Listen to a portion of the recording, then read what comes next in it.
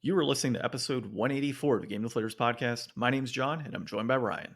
Hey everybody, here at the Game Deflators Podcast, we like to talk about games we've recently picked up, games we're currently playing, and we hookshot Hitler in this week's Inflation Deflation Challenge.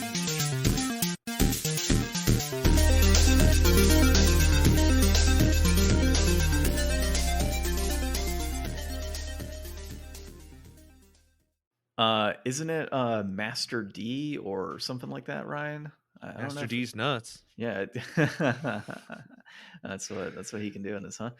Okay, so this week we played a little bit of Bionic Commando on the NES, and dude, I really want to play the remake on PS3. I think I brought this. Actually, you know what? I think I brought up Bionic Commando like a couple months ago. I want to say. I think we've definitely talked about it before. I think that my really only exposure to Bionic Commando was like Marvel vs. Capcom 3, I think. He was in that, and I didn't play him. Gotcha. So that's your only exposure. Today you got more exposure. Yeah, dude. I got to see Super Joe. It was great. And you got to see Super Joe, Master D, whole ton of cool stuff. Well, we didn't see Master D. We didn't get that far. All right. Let's talk about our recent pickups and our currently playing. But first, before we do that, actually, let's tell all the folks where they can find us. They can find us on thegamedeflators.com. They can find us on Twitter at Game Deflators, on Instagram and Facebook at The Game Deflators, and of course, the podcast application you are listening to right now. Keep listening and leave us a 5-star review. All right. Devil's Third, digital version. So I ended up picking that up digitally for like $30 on the Wii U through the store, because as we'll be talking about with our PSA, you're soon not going to be able to use your credit card on there. So yeah. I figured what better game to get than one that is currently sitting at like $700 that I have sealed in my house and I don't want to crack open.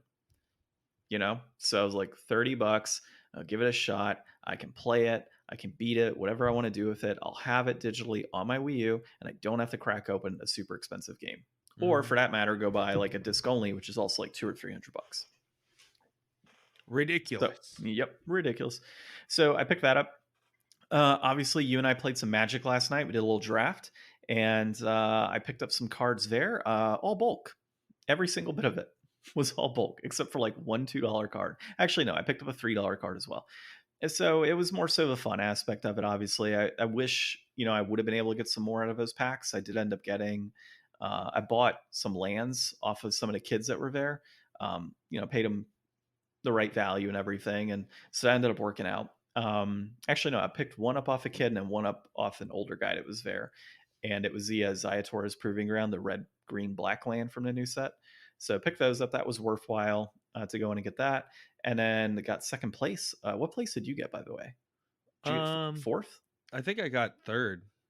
No, you didn't get third because Robert, the guy that I beat out for second, got third. So I'm thinking you got fourth. Did you get Did you get a promo pack? No, but I did get like a special random prize card. Yeah, I got one of those too. No, not the one they were like, oh, go and pull. She was like, oh, hey, you got like the random drawing one tonight. Oh, that's pretty cool. Yeah. I didn't know about. What'd you get? I don't know, some foil green thing. Oh, out of a new set or older set? New set. Oh, that's pretty cool. The art on it's neat. That's pretty cool. Yeah, that's nice. Are you looking for it right now? Yeah. Oh, okay. It's right there. Yeah. So second place is nice. I got 2 packs out of that. Out again, second, and then a promo pack, which is pretty cool. Plus the packs we get for the draft. So this particular location we went to, is that Gala Greeters? Yeah. That's pretty cool. It's actually a really good card. Yeah. It looks like the Emerald freaking City. Yeah. That's actually pretty cool. You might actually, I don't think it's super valuable, but it's a good card. Yeah. So second place we were doing at this place, it was a prize per win or pack per win. And then the top 3 got a promo pack. And I was kind of pissed because the guy that was next to me, like the older guy who got third place, he ended up getting his promo pack. He got like a Planeswalker and something else. I'm like, man, if I would have been there before him and just walked up front instead of teaching that little kid how to play Magic, I would have been okay. Well, that's what you think. But then in reality, that's not how the universe works. Like, no, the cards don't physically manifest in the pack until you open it. Oh, Ryan. Up until that point, they could be any cards. But they do. Well, I pretty much picked up bulk rares yesterday. That was about it. which is fine. I mean, bulk rares can sometimes be a value down the road, depending what they are, if they get broken. So always fun to mess with that.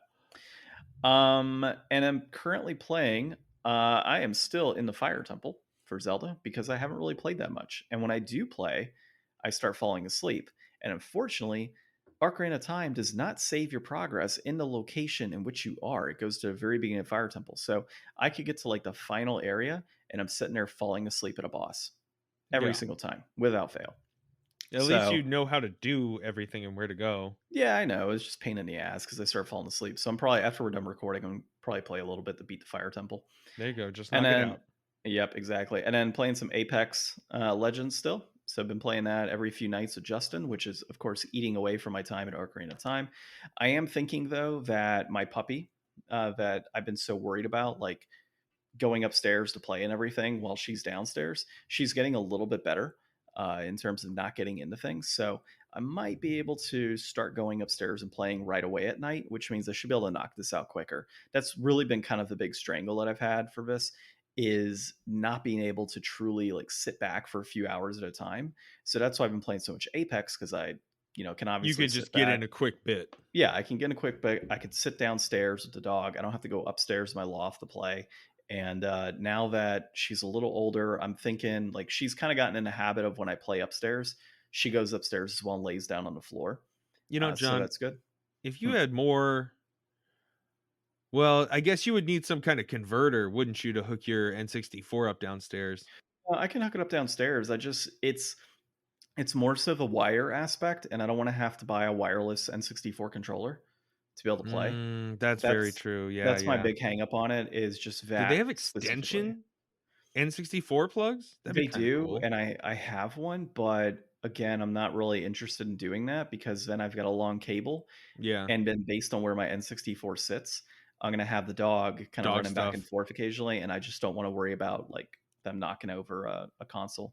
Yeah. So that's my main thing. And then those shelves that I have within the entertainment center, like I would have to put it on the It'd be shelf in of a the weird entertainment center. spot. Yeah. Yeah, and if I want to play it, I got to take it down, put it on the floor. It's just not worth the hassle, which is why I have the loft set up the way it is to be able to play those games. But what I do need to do is purchase an AV box so that way I can hook up multiple AV cables. Because as we saw the other day, I can't do it with components, so I'm right now running into the case of two AV lines, and I'm having to constantly swap out depending on what I want to play, which kind of sucks. So but yeah, Apex has been fun though. With Justin, we've been doing arenas. I'm ranked like silver 2 or something, which isn't that great, considering that every time we play, we'll like win 2, lose 1, win 2, lose 3. And it's like we're at that 50% range. And it's not necessarily that we're playing poorly. Like he and I are playing very I mean, well. winning 50% of your matches is like the matchmaking system doing its job effectively. It is to an extent. It's also a matter of some of the people we're playing with are just straight garbage. Like That's part of it. I mean, you I, guys are a twosome. yeah, no, exactly. And so You're we're gonna playing with, lose most likely to threesomes and yep. wipe most rando groups. Yep. So we'll wipe rando groups pretty easily. Threesome groups will definitely get destroyed by oftentimes. And a lot of that comes down to, several factors. And I've talked about before where somebody just doesn't play or they disconnect or whatever it may be. And they're sitting in the back and we end up losing because it's 3v2. Maybe you need to use your marketing degree here, John. Maybe you need to go on, find like a looking for group forum and like recruit out some like ringer online who needs some twosome. I mean, they're there. I add people all the time whenever we're playing arenas. So like occasionally we'll find somebody that's a really good player and we'll team up with them. And so it's pretty cool. Like I actually met a predator the other day, not a predator in the sense of Jared, but a predator from Apex, and Apex predator, get it? And so we were playing with this pred, and we didn't do arenas, we just did like trios with the guy, and he's like, hey, anytime you guys want to play trios, like hit me up, like just regular trios. He's like, I got a ranked group, but I don't have a group that I do just like regulars with, and occasionally I like to do regulars for practice. So he's like, just hit me up whenever you guys want to. So I have a predator on there that I can play with now, which is pretty cool. All right, Ryan, I talked for a longer period of time because I saw you had nothing for your pickups, Yeah, this and was yeah, not the week for me. I don't really know what I wasted all of my time doing this week, but it certainly wasn't playing games. pondering how we were going to play Magic on a Friday night together. That's what it Yeah, was. Your mind like was on that. I get it. I definitely brought my Xbox back upstairs with every intention to check out more of Trek to Yomi because I basically left off just after like the intro part. Like you play as like the kid in the beginning and then you Yeah, play a bit as like an adult and then a thing happens and then the story like really actually starts. Like now you've completed the background of the story. gotcha. So I had every intention of picking that up and running with it, but I just never did. And my whole playing Dragon Quest before bed thing, that never really panned out the way I thought it would because, stuff, plans never happens. Makes sense. Well, Elden Ring? No, no Elden Ring. No. So like I said, last time I played Elden Ring, I brought my Xbox over to my friend's house and I was gonna show them some games, but that was a couple weeks ago when Xbox was down like all weekend. Yeah, And I went in and I like second or first tried like this one boss and then like third tried the boss like right after that in the city. Like I had stopped in like the big city part and I was just like, I've just played so much of this. And then when I picked it up and I just like kind of ran through the next two bosses pretty quick, my friends were like, holy shit, man, like you're doing tons of damage. I was like, I mean, I just kind of built my build that way and it works pretty good because I'm using the what is it, Moonveil Katana, and I think everybody says that its ability is like pretty cheap and powerful. yeah. So I should definitely go play some Elder. Maybe I'll try to play some Elden Ring today. That could be something fun because I'm not the rest of my plans today that I usually would have are kind of out the window. Yeah. Well, like I said, I think I'm going to play some Ocarina of Time today. Hopefully, beat that next week. That's my goal. Let me try and get that beat by next week because I've got to step up and get this thing done. Because I've got some crazy stuff happening in a few months here, and then I got to play Majora's Mask still. Plus, I want to play Elden Ring. Like those are two games, and really third game with Ocarina of Time being the third. But I want to beat by end of year. Like if there's several games I got to beat, those are them.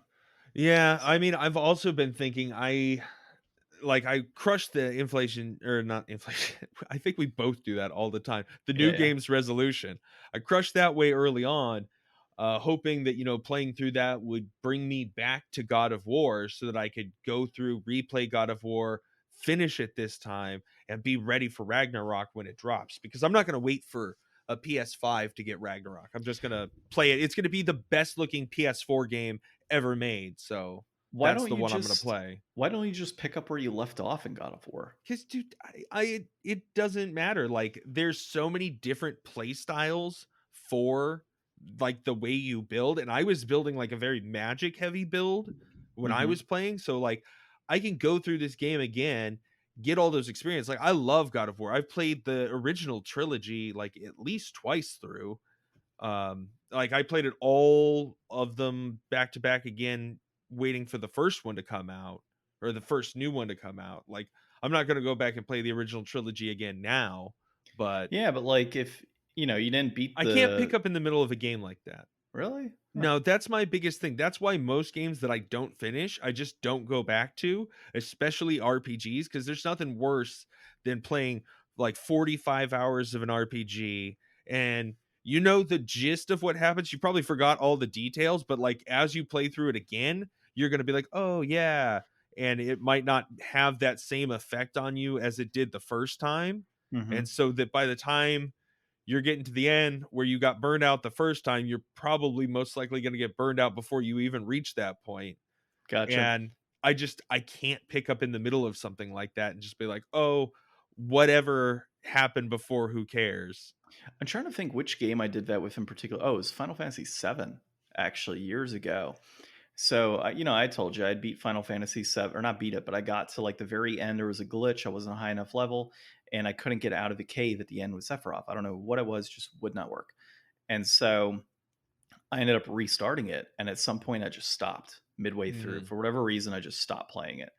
And then I picked it up like 4 or 5 years later and got everything, Knights of the Round, Gold Chocobo, all that good stuff, like leveled up my weapons. I got Omni Slash, all that nutsy stuff, and ended up beating the game, of course. But it was like literally like a 4 or 5 year delay between play. Mhm. It was interesting how that worked out, but yeah, I enjoyed it. Okay. As far as what we're covering this week, so a PSA on the final countdown for the 3DS and Wii U eShop credit card payments in North America. Sony CEO says the Bungie acquisition was a major step forward in becoming a more multi-platform. Halo's co-creator reacts to the TV series, and he says it is not the Halo I made. And then another bonus article this week that we're kind of looking at is there's a report that EA is looking to sell or merge. That came out yesterday. And oh, look, Ethan Gack again. All the articles we do of him on Kotaku. I swear, Kotaku has like 3 people that write. Like that's why we get the same people all the time. All right, our first one here is the PSA. So this is Nintendo Life, Thomas Whitehead, and really, I mean, the key thing here is that we talked about this before. Nintendo is going to be ending its credit card payment process. Actually, it'll be happening, as a matter of fact, when you're listening to this episode, which will be May 23rd. Credit card payments are no longer going. Either it's going to continue up into the 23rd, or it'll be after 23rd. But that said, if you have not purchased a game using your credit card on the Wii U or the 3DS, and you want to, today might be the last day, or tomorrow is the last day, and you may have to go ahead and buy a Nintendo eShop card to be able to do any more purchases down the road. And that, unfortunately, is going to end in August. I think it was the 29th is what they said in the article. So just an FYI, if you haven't picked up those games, jump into it. There's tons and tons of games on the 3DS and the Wii U eShop that will be gone forever, which is why I got Devil's Third, because that's probably just going to skyrocket even more in value once it is no longer available on the Wii U. Because Ryan, I don't see them putting that game out again at any point. No, yeah, that's not gonna be a game they're ever gonna be like, "Hey, it's the 25th anniversary of Devil's Third." Yeah, no, never Or, gonna happen. I mean, unless Nintendo is that a first party Nintendo title? Uh huh. So, yeah, because I just don't see them Like really I licensing that out for, like, a remake. Because like, Nintendo has shown that they'll do remakes of stuff, but not stuff like that, I don't think. Yeah, so I highly doubt they'll ever remake that. As far as I know, the game itself was made by a studio that I think has gone under ever since, and Nintendo owns the rights to that game. So, yeah, I don't think it's ever coming out again. Um, so that I think that will end up being the rarest Wii U game. Yeah, I mean, if it's not already, right? I think it is already. Here, let's just hit up some price charting from a value perspective. Let's look at the Wii U Okay. because they're I think of all this we've known these closures are coming soon and we're going to start dealing with this a lot more moving forward. With the Vita and the PS3, when's that happening? That's like next year or something, right? uh Cuz we talked I about think that a while so. ago and they like delayed it out. I don't even know when that is. Check your internet, your local internet provider. Maybe they'll Yeah. know. But So anyways, go ahead. yeah, so let's see. Rarest things on the console. I'm so happy I picked up the Zelda console. The Hyrule Warriors limited edition is the most rare game on the console. However, it's a limited edition. So when you consider and the same thing of like Mario Kart 8, same deal. That's like 1,200 bucks. But when you consider Devil's Third as a standalone title, no limited edition, none of that good stuff, it is currently sitting at $507 complete, according to price charting, and then 562 new on there.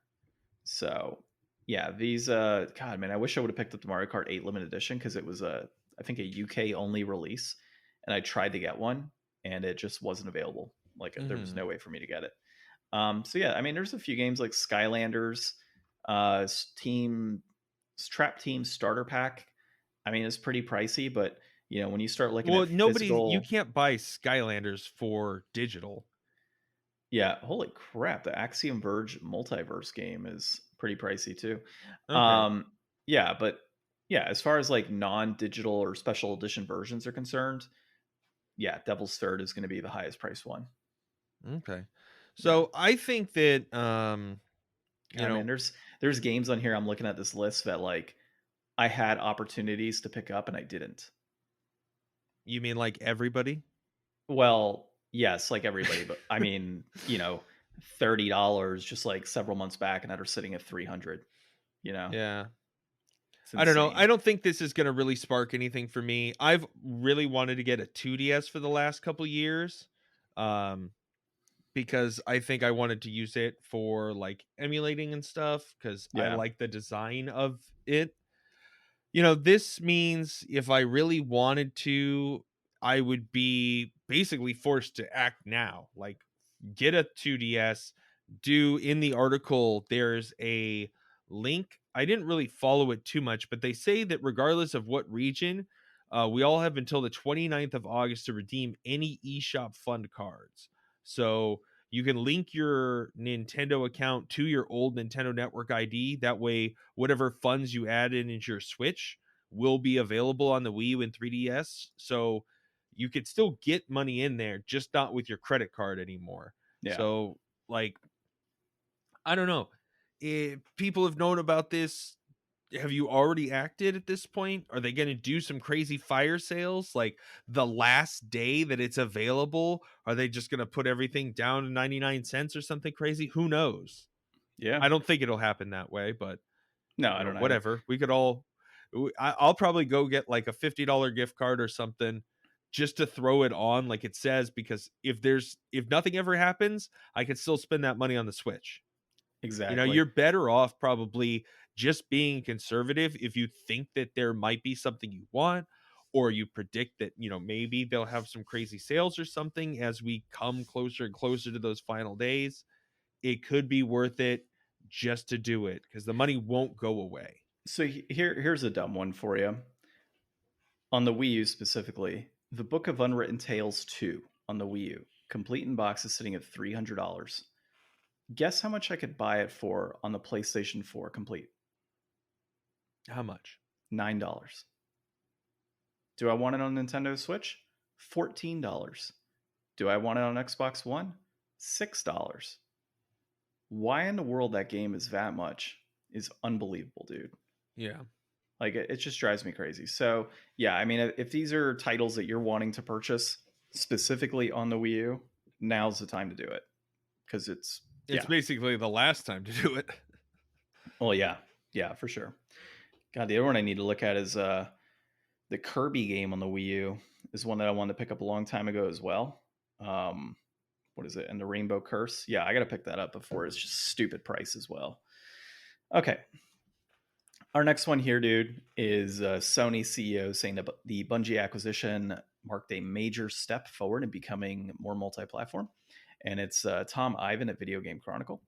So they pretty much just had a discussion with the Sony CEO around this acquisition, and the key thing that they mention is obviously Sony diving into more of that PC type of platform with their titles. They've announced a ton of games going on there, but then it kind of dives back into like the Xbox aspect as well, and some of the other acquisitions that have been occurring, and how Sony is, of course, looking to keep things like this multi-platform, but Xbox also keeping things Everybody multi-platform. wants to play And ball. yeah, everybody's wanting to play ball now, and I'm kind of all for it, but at the same time, it's a little frustrating because you're picking up a certain console to get certain games. It's like, oh well, now it's on PC. Well, like I get it, it's your preferred method of play, and if you want to play it on the PS4, fantastic. If you want to play it on PC, great. But I bought a PS5 specifically for you know to play games that were exclusive to the PS5.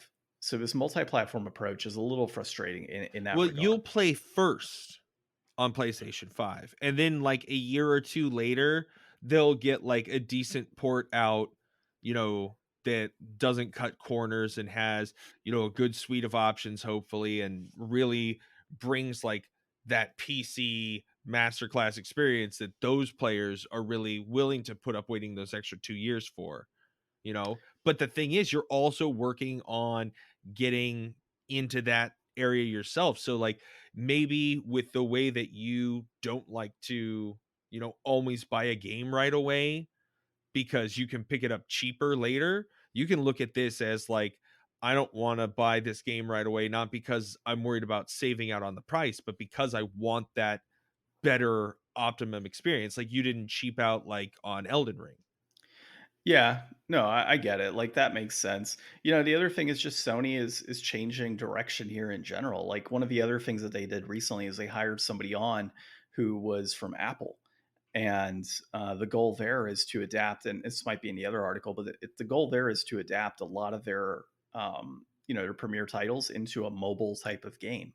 Like they are truly expanding into different types of game services here, and while it is refreshing at the same time, it's kind of crappy, you know, Yeah. just because of, you and I have been playing games for years. Like there's a certain way and certain, you know, there's just something about it, man. Like the physical component, the way things have always been, you've always had like your wars between the different companies. And now to see them all kind of playing ball, all of them saying, we just want a big piece of this pie and we're all going to go in it together and co-develop and put games on each other's systems. Like it's just kind of, I don't know, man. It just kind of sucks.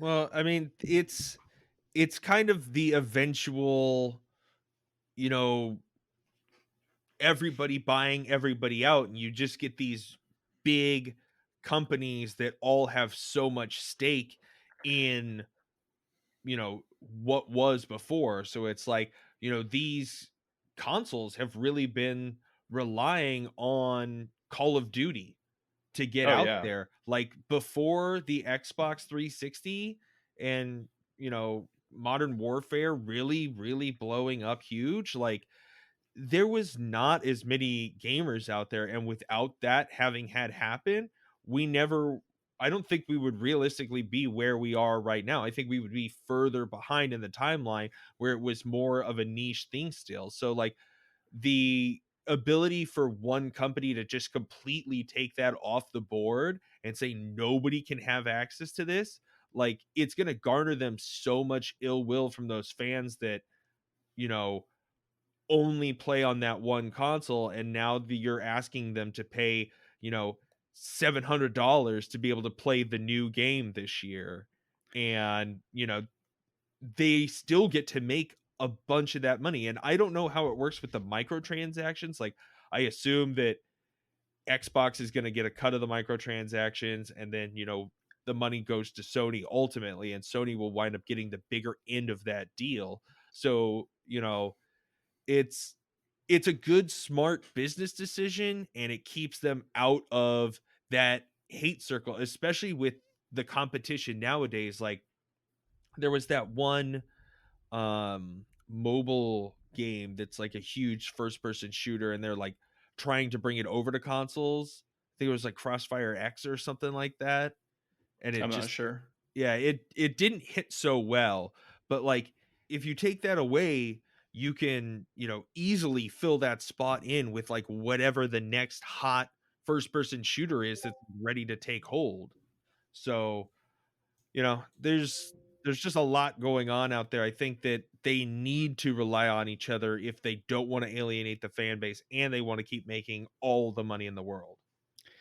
Yeah. I mean, I agree with a lot of what you're saying here. And I'm honestly a little surprised that this didn't happen earlier in the life cycles of these companies coming through of gaming, or really more so earlier in the life cycle of Microsoft jumping into the picture of Xbox, and that they didn't just try to suck everything out of the market, right?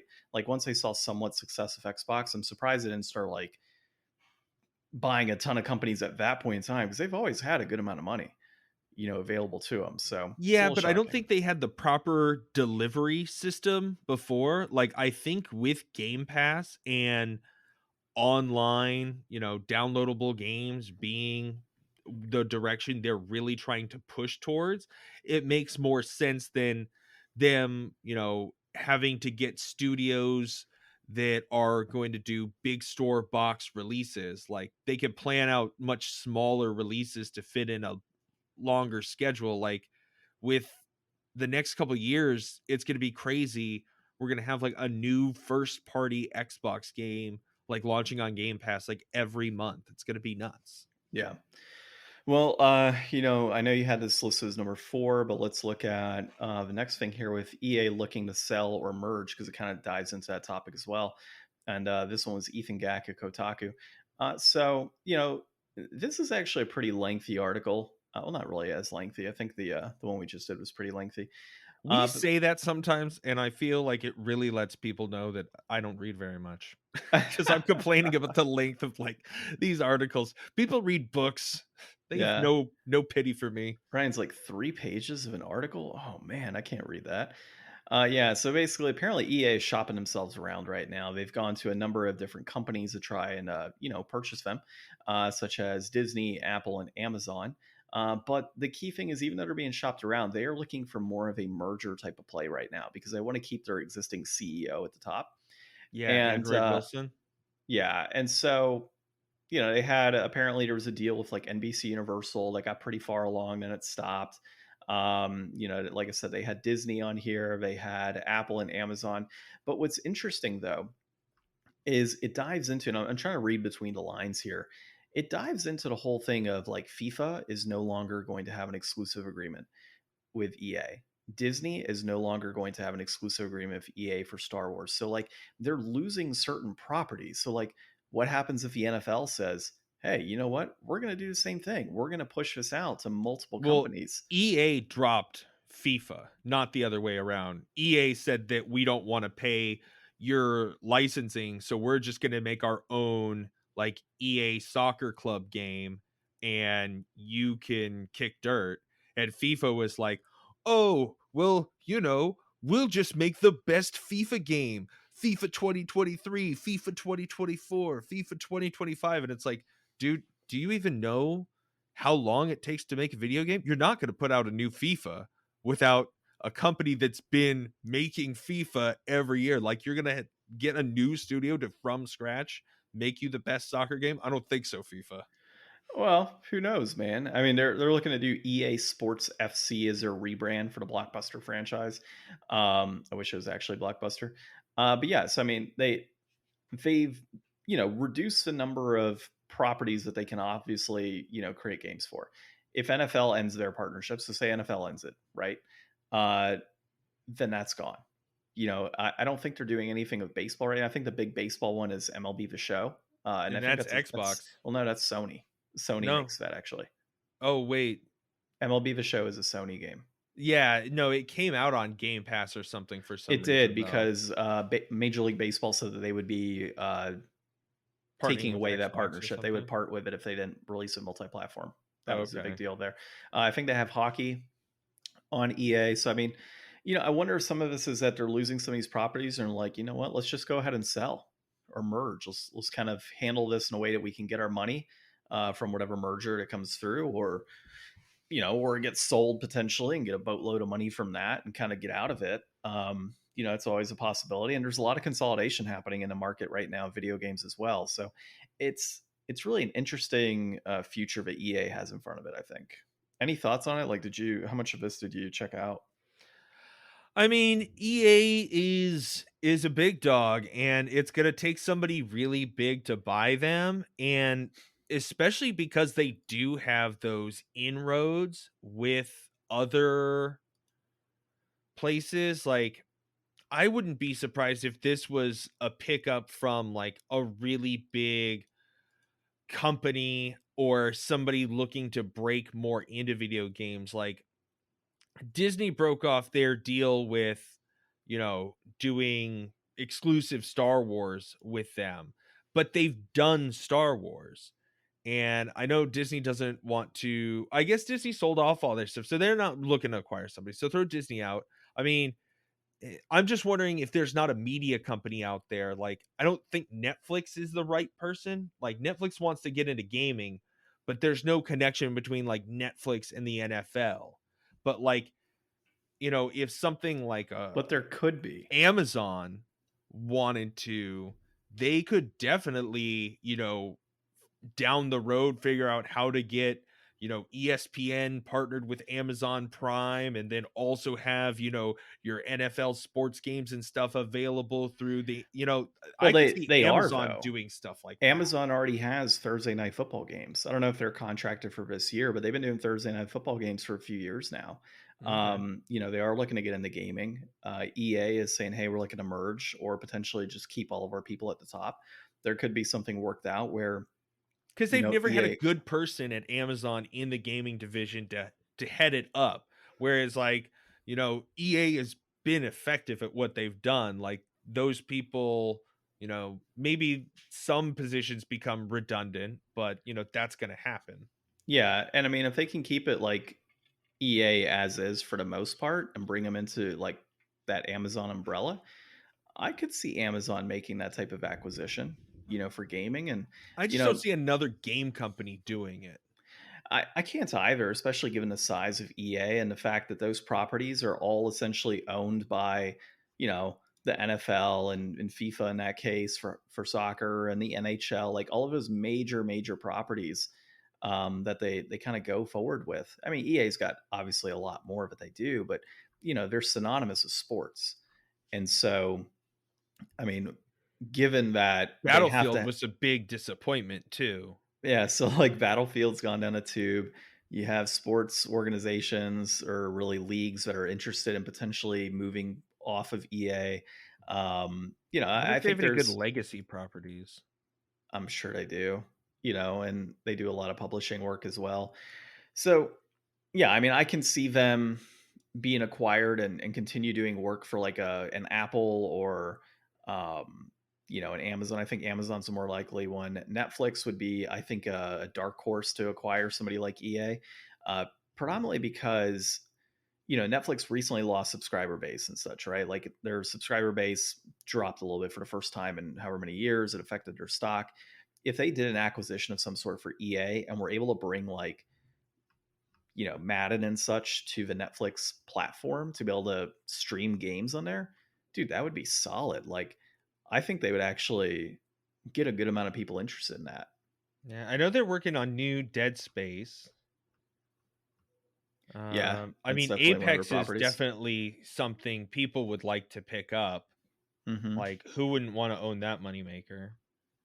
Yeah, there's a lot that they Dragon have. Age is a big one. Everybody's waiting for the next Dragon Age. That's gonna come out not too terribly long, and then As terrible as EA is, they actually have some pretty good properties. yeah, they're decent. Yeah, yeah, So we'll see. We'll keep an eye out. We'll see who wants to make a move.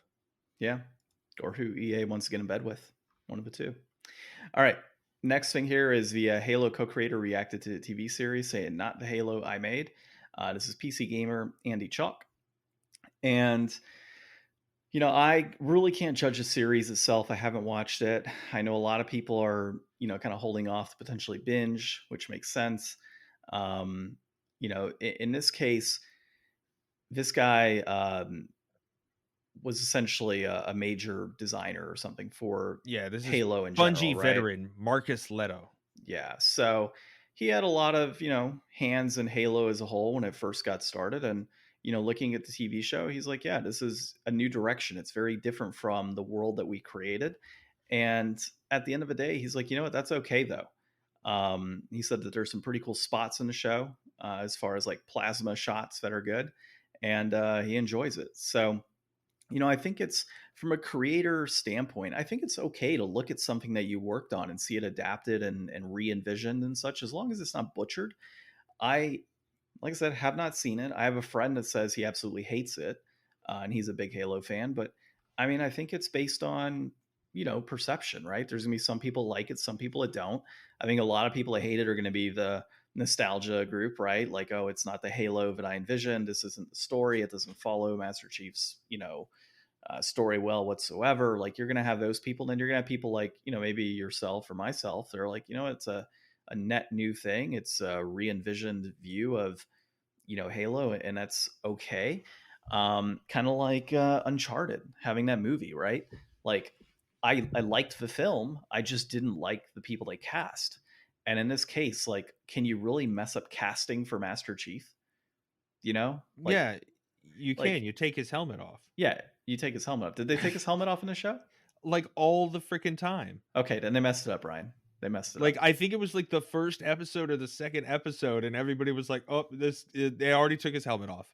Like, The Mandalorian didn't even do that in the first episode. Oh, that's disappointing, Ryan. Now I don't want to watch it. So Well, see, I take I all of my statements I just made, all of yeah, them, off the I record. have very little interest in this show.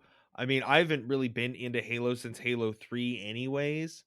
I feel like there was a time when Halo could have been a multimedia property, but it would have been back when like Iron Man came out, and it would have been a movie. That's what I imagine. I think that things have just gone along too far now, that trying to reach back to be like, oh, let's make Halo like a series. No, I think people would have wanted to see, Master Chief running around for 2 hours, giving you an awesome action movie with the best that 2009 could have offered you in the movie theater.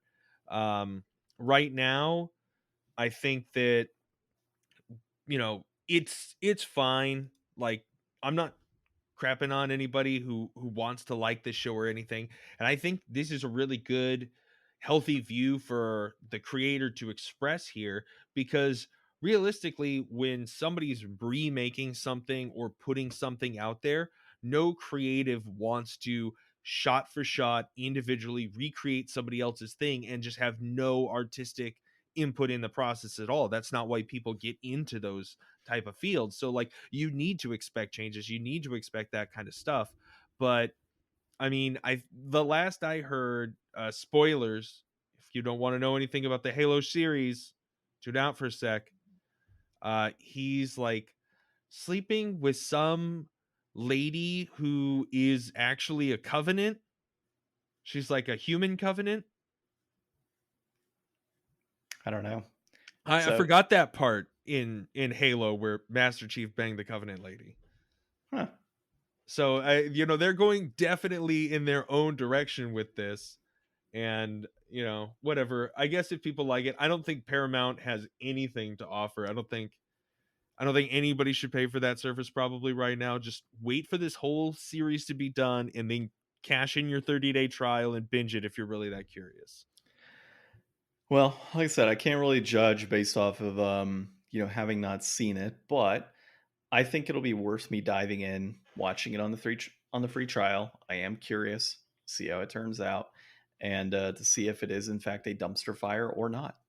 But got to keep an open mind with things like this. And you're right on the creative aspect, right? Or the creator um, not wanting to see like a shot for shot type of deal, or even on the side of the creators of a show, right? Like they shouldn't have to be pigeonholed into doing a shot for shot of something as well. Like they should have that artistic freedom. And what's interesting is it kind of reminded me like when I was getting my tattoo, a few weeks back, I was talking to my artist about it, and like I gave him like the art that I wanted to kind of get done. He's like, well, I want to put a spin on it, I want to do this, and we worked on it, and I like how it turned out.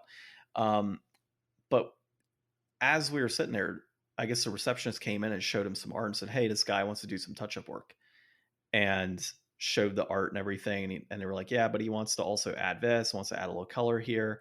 And he was like, no, I'm good. And I mean, you look at the guy and he's turning down probably 3 hours of work, $450, right? And he's saying no. And I asked him, I was like, why, why'd you turn it down? Given that, they're obviously just looking for like some general touch up work in this. He's like, because I don't want to touch somebody else's art. He's like, it's not my vision. And it's just not something like, I wouldn't want somebody taking my art and redoing it. So I don't want to do that to somebody else.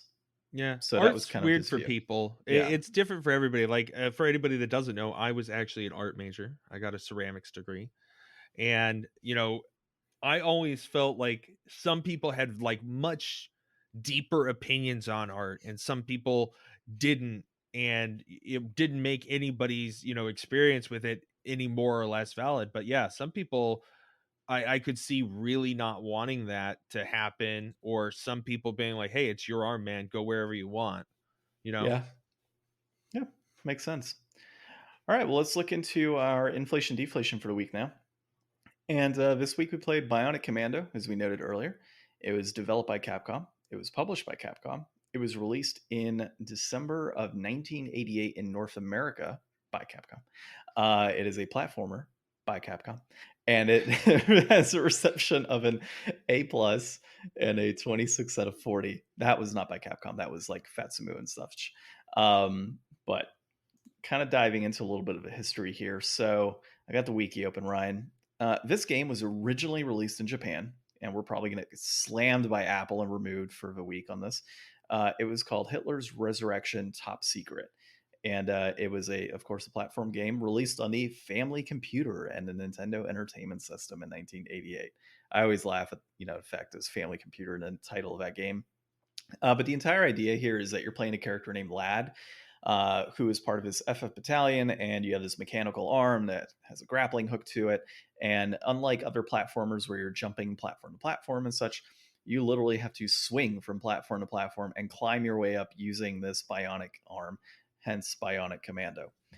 And the game itself, like the overall plot, centers around really just kind of two different states, in this case, Federation and the Empire. And one of the groups finds this top secret project, and they're, of course, trying to stop them. The localization of this game, so for North America, and really everywhere else in the world outside of Japan, they removed a lot of the Nazism aspects. So in the Japanese version, you've got like a swastika and like in multiple areas, whereas in the localized versions outside of Japan, they have it replaced with an eagle, which I want to say that eagle is still World War II Germany type of symbol. It's just not as like It's just not the swastika. yeah, it's just not the swastika. And So we all know, very different connotations for different, Eastern versus Western histories with that symbol. yeah, exactly. And in this case, they even went as far back as like adding the Thunderbolt behind it too, which is even crazier that they did that. But in the English version, they renamed the enemies to be bads, and they refer to them as Nas as well. But they did, of course, scrub everything that was Nazism. And then a lot of the characters themselves, like the enemies and characters in the game, have actually they keep their same type of look as the old game, but it's a little more difficult to tell. Like you could actually come off and think that they're Russian at first too, just because they're all red. So that's part of it. Not to say that Russians wear red, but that's kind of what we think about it, I guess, here in the West. The Red Army, we get it. Yeah, the Red Army. And then they, of course, renamed the final boss or evil character to Master D. D's nuts. And there is still a gory sequence at the end where Hitler's face explodes, which is a wonderful end to the game. So that's all the history behind that one. I think this game was actually quite a bit of fun. Like most Nintendo games of this era, sometimes if you don't play them as frequently, like I don't play them as frequently, you run into issues where you die quite a bit at first, trying to get a hold of the controls, trying to understand it.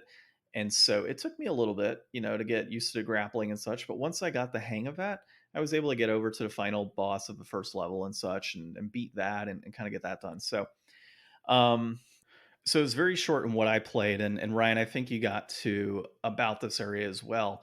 The first area is, of course, just a few platforms. You get a few enemies, and then there's like a room at the top that you got to get to. And so you talk to computer, you kind of get your mission and everything, and that opens up a door to another part of the level. And in what you played as well, a lot of that first level is kind of really hinging on the first bits of that grappling Learning hook. how to swing. Yeah, and so it really kind of that's the core focus, right? Like I felt there isn't much on the shooting component, and then it really builds you into in the next part of a level, you actually fall down like this pit, and I died at first because like, when does this end? And apparently it ends with a bunch of spikes at the bottom. But you got to use your grappling hook to try and attach yourself to one of the sides and stop your fall. And then you build your way up, and as needed, get to the level you need to go to. That was a lot of enemies. It was lots of swarms of enemies coming in. You pick up, I don't know what the hell the bottles are. I don't know if it's pill bottles Yeah, or so what.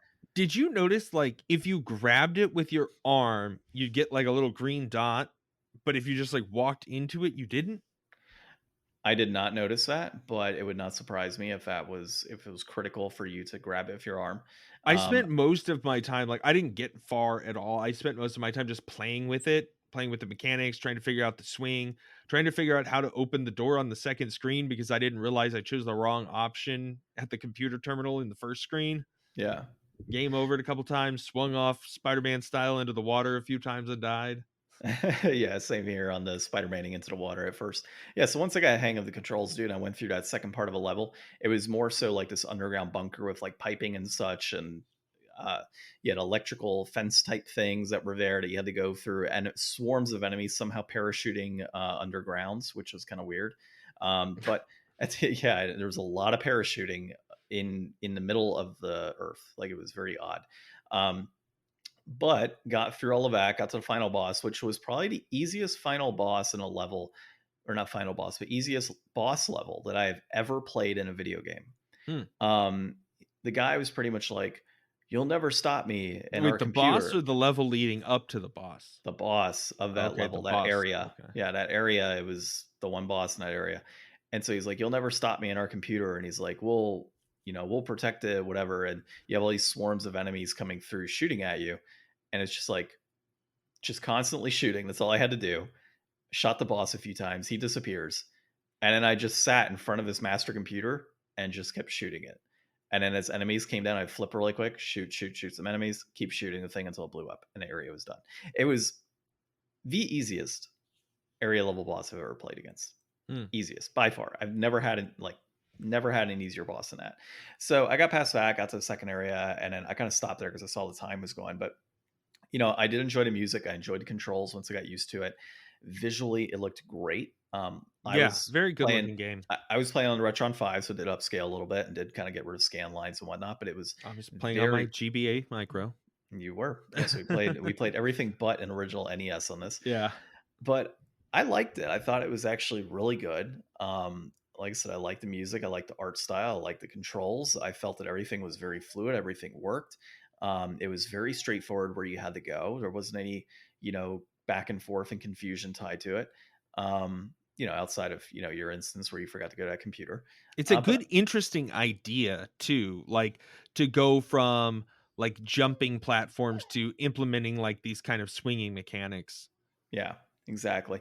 So I felt it was all good in that respect. And of course, there is a version that is on the PlayStation 3 and Xbox 360 that was made. I need to pick that up so we could play it at some point. So, do you have any other major thoughts on this game, dude? No, I mean, it's definitely one that I think I had a good time with and I would like to go look at more. We could take a look at the bottom dollar here, get down to brass tacks. We've got complete in box 8054. Yeah. Uh, that peaked at $104.73 back in September of 2021. That's trending up. Loose 1209. That peaked at 1550 back in October of 21. And that's holding steady. I think for $12, that's an awesome price for this game. Like, I hmm seriously think that that's definitely worth it at that cost. Yeah. I mean, honestly, like you wouldn't be doing yourself a disservice even at $15 with this title. I think there's a lot Oh my of. gosh, is this game deflated? I think it is actually. I would say this one's deflated. I I mean, enjoyed especially it. because it was $15 just last year. Yeah. Like, and it's holding steady at like $12 right now. If you can find this game for $15, I think it's a good enough game. I think it's worth it. I mean, there's other retro games out there, or not retro, but like indie games that are coming out on a, annual basis, that probably don't hold a candle to this, dude. Yeah. Like this is a solid game, and at $15, I think it's only. I don't think it takes long to beat it. I think it might take like an hour or two to beat it, um, but it's fun.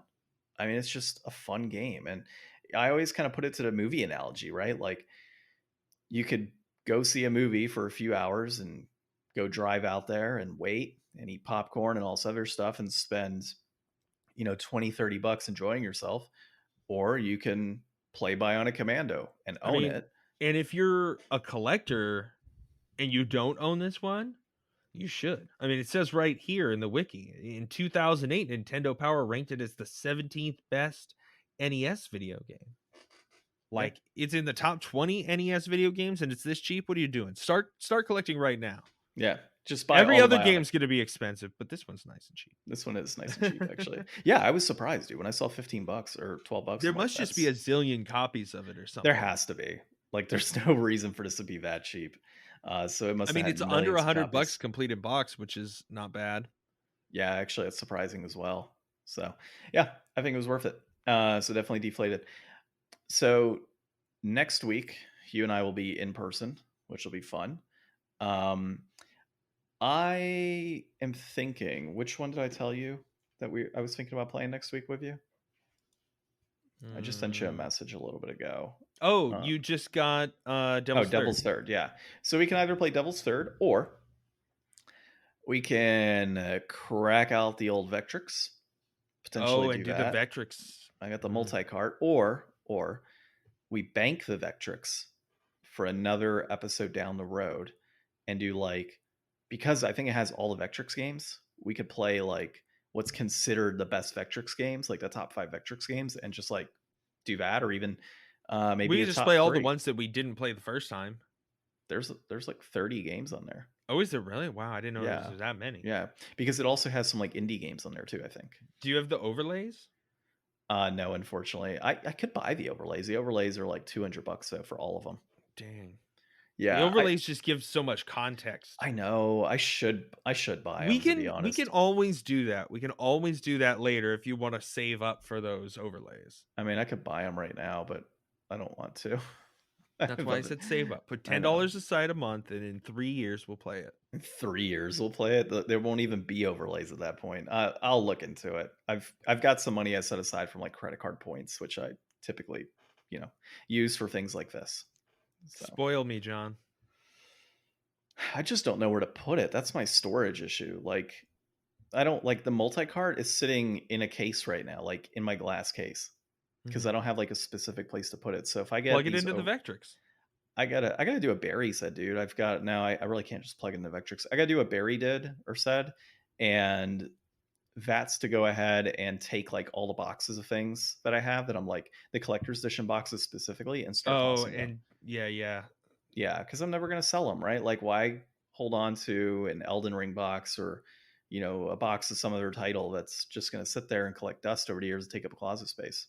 Yeah, only So boxes I keep are the console boxes usually. actually, I'm not gonna recycle them. I'm gonna sell them if I can. There you go. That's the better route. Is to Somebody sell might them. want it.